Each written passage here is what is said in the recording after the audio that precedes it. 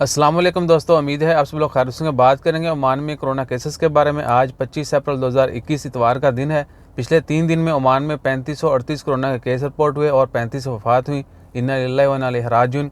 Oman में corona से वफ़ात पाने वालों की कुल तादाद 1977 है, जबकि कोरोना केसेस की कुल तादाद 1,88,816 है और सेहतयाब होने वालों की कुल तादाद 1,68,770 है, जबकि पिछले 24 घंटों में 95 मरीजों को हॉस्पिटल में एडमिट किया गया और हॉस्पिटल में मरीजों की कुल तादाद 818 है, जबकि 272 मरीज़ अभी तक आईसीयू में है। दुआ करें अल्लाह ताला तमाम मरीज़ों को शिफाए कामला अता फरमाए और जो लोग वफ़ात पा चुके हैं अल्लाह ताला उनकी मगफिरत फरमाए, उनके लवाकिन को सब्र जमील अता करे।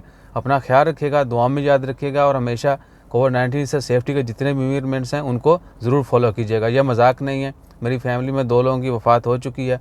मेरे भाई जो हैं वो भी बीमार हैं और मैं भी लास्ट मंथ जो हो चुका हूँ। तो मैं हर वीडियो में यही कहता हूँ कि लोग इसको मजाक समझते हैं। हम भी मजाक समझते थे, जब हमारे ऊपर गुजरी है तो हमें पता चला है। तो इसको मजाक मत समझें, अपना ख्याल रखें, दुआ में याद रखें। जज़ाकल्लाह, अल्लाह हाफ़िज़।